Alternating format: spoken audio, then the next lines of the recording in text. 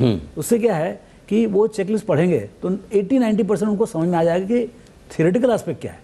Practical बाजार में आके बहुत अलग बात है। करेक्ट। कि हम बोलते हैं भाई अच्छी कंपनी खरीदो, अच्छा बिजनेस खरीदो, अच्छा क्या है, तो अच्छा क्या है। हाँ। तो उसमें हमने बताने की कोशिश की है, लेकिन उसको एक्चुअली प्रैक्टिस करना कि भाई आप पूरे 500 कंपनी का आप लिस्टिंग करो, अच्छा है खराब, बस खाली दो ही चीज़, तो उसमें आपको दिखेगा कितना अच्छा है। मतलब आपको बिलीव नहीं होगा कितने अच्छी अच्छी कंपनी है, बिजनेस कितने अच्छे हो सकते हैं और खराब बिजनेस कितना खराब हो सकता है। करेक्ट। तो जैसे ग्रेट गुड ग्रूसम वाला जो है, उसमें हमने ये बताने की कोशिश की, 2007 की स्टडी है बफेट साहब के बोलने से, कि मतलब businesses are good and very good and very bad. तो मतलब आप भगवान कृपा से और आपको ऐसा कोई पनिशमेंट ना हो कभी आपके पोर्टफोलियो में खराब कंपनी रहे, क्योंकि ये जो कंपाउंडिंग होता है सिर्फ अच्छी कंपनी होता है। करेक्ट। यदि गोल्ड में कंपाउंडिंग होगा सबके गोल्ड में होगा, शेयर बाजार में ऐसा नहीं है। आपके पास यदि खराब कंपनी है तो जीरो चले जाएंगे आप। राइट, ये बड़ा फर्क है। ये तो उससे बचना बहुत जरूरी है। सबसे पहला जो है ना, don't lose money, don't by bad company.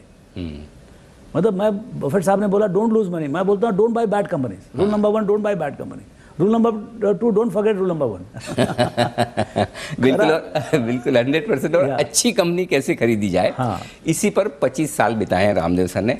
25 साल, 25 वेल्थ क्रिएशन स्टडी, और उस पर 25 सवाल। और ये 25 सवाल क्या है, कोई भी शेयर खरीदने के पहले आपकी चेकलिस्ट क्या होनी चाहिए, ये 25 सवाल इस किताब में आए हैं, इस पुस्तक में आए हैं। इन पर हम विस्तार से बातचीत करेंगे एक एक करके। और जो आपने इंटरेस्टिंग चेकलिस्ट बनाई है उसमें 5 अलग अलग तरीके की चेकलिस्ट हैं, उन पर मैं आऊँगा। उससे पहले थोड़ी बेसिक से शुरुआत करते हैं ताकि एक हमारे दर्शकों को बैकग्राउंड मिल जाए।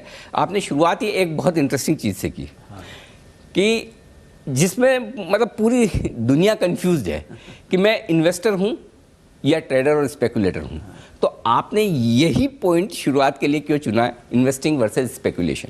क्योंकि ये चीज़ जो है ना सिर्फ इन्वेस्टिंग में ही काम आती है जी। सी देखिए, एक तो क्या है, यदि बाजार में 10 लाख लोग हैं, 10 लाख तरीके हैं पैसे कमाने के जी। लेकिन वो 10 लाख लोग जो हैं उनकी 2 कम्युनिटी है, स्पेकुलेटर और इन्वेस्टर।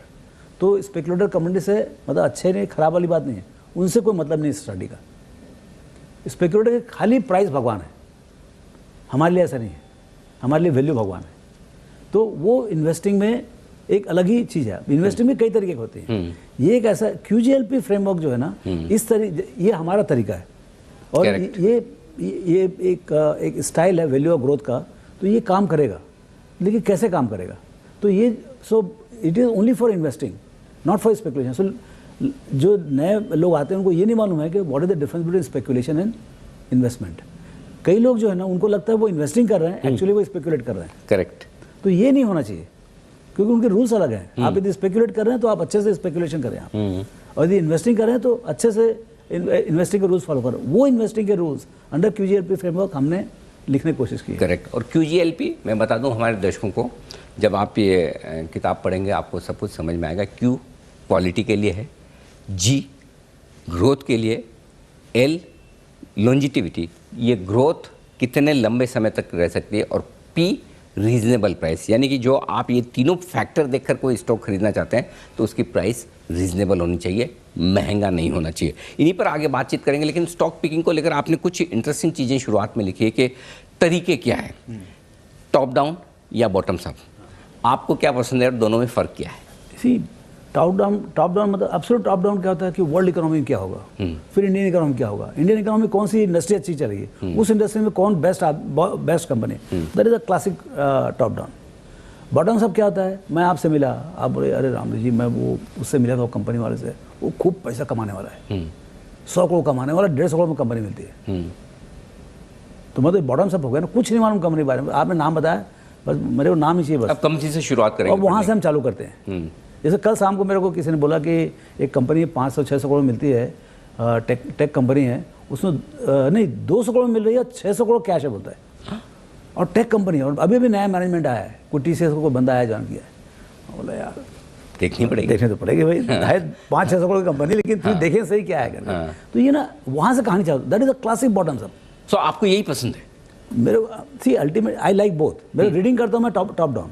अच्छा, रीडिंग जो है मतलब बहुत सारी सी क्या है, देखिए आपको you are buying the future, तो फ्यूचर में दुनिया कैसे बनने वाली है, और दुनिया अभी कैसी दुनिया, भाई आप जितना पढ़ो उतना आपको दुनिया समझ में आएगी कि मतलब अमेरिका कितना बड़ा है, चाइना कितना बड़ा है, वर्ल्ड कितना बड़ा है, उसमें हम कितने छोटे हैं और कितना बड़ा अपॉर्चुनिटी है। तो ये सब समझने के लिए आपको थोड़ा सा बिग पिक्चर का भी समझ जरूरी है। करेक्ट, बहुत जरूरी है, अदरवाइज आप कुएं के मेंढक रह जाएंगे, है ना। क्योंकि क्या है, ग्रोथ जो है, ग्रोथ को समझने के लिए आपको ये समझना पड़ेगा कि यूनिवर्स कितना बड़ा है, मतलब बिजनेस अपॉर्चुनिटी कितना बड़ा है, वो बहुत जरूरी है। और वर्ल्ड क्या है, कितना स्पीड से प्रॉस्पर होते आ रहा है। देखिए ये वर्ल्ड बहुत ज़्यादा प्रॉस्परस है compare to what it was 15 years back. Correct, 20-25 years back world was having GDP of say $50 trillion, आज $100 ट्रिलियन है, और अगले 15 साल में इसका $200 ट्रिलियन होने वाला है। तो आप देखो से कितना, मतलब विश्व कितना ये रहेगा, और उसमें कंजम्पशन होता है फिर, और कंजम्पशन के लिए कंपनीज बनती हैं। तो ये कनेक्ट करना जरूरी है कि भाई, so I read lot of large picture, okay, लेकिन जब एक्चुअली शेयर खरीदने का टाइम आता है तो हम उसमें से निकालते हैं कि ये सेक्टर में कंपनी खोजनी है, अब उस सेक्टर में कंपनी कहाँ से निकालें। तो अब फिर उसका बॉटम सब चर्चा चालू होती है। तो हम जाके कोई कंपनी वाले से पूछेंगे कि भाई आपको क्या अच्छा लगता है, कौन कौन से क्षेत्र, क्या क्या इंटरेस्टिंग ट्रेंड है। तो बोलेगा सिक्योरिटीज़ में बहुत अच्छा हो रहा है, तो सिक्योरिटीज़ में कौन सी कंपनी है। तो उसमें से फिर वो खोजबीन चालू होती है।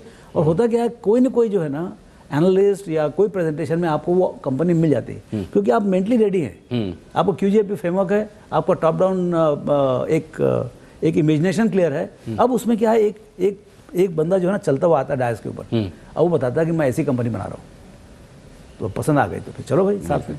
तो फिर उस कंपनी की वैल्यू, हाँ, अल्टीमेटली तो हर चीज़ की एक वैल्यू, किसी चीज़ पर वो इस वैल्यू पर अच्छी है, किसी पर खराब है, तो आप वैल्यू कैसे डिसाइड करते हैं? हाँ, तो वो वैल्यू का जो है, देखिए शुरू में तो CA मालूम है आपको 4 पेज का था, शुक्ला ग्रेवाल के बुक में कुछ नहीं था बिल्कुल। अब उसके बाद आप रीडिंग चालू करो। Value is what you get, price is what you pay. Correct, ये फंडामेंटली आपको समझना पड़ेगा। Value and price are 2 different things. Correct, ये बाजार ऐसा है जहाँ 1 का चीज 20 में बिकता है और 20 का चीज 1 में मिलता है।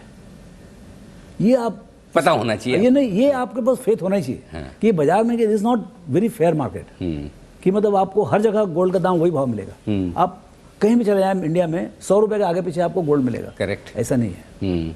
शेयर बाजार में बहुत उठापटक है, 100 की चीज मतलब 1000 में बिकती है, मतलब एकदम अत्याचार है दोनों तरफ अत्याचार है। और इधर मालूम पड़ा 12% का डिविडेंड यील्ड है कंपनी में, और फिर भी नहीं बिकती।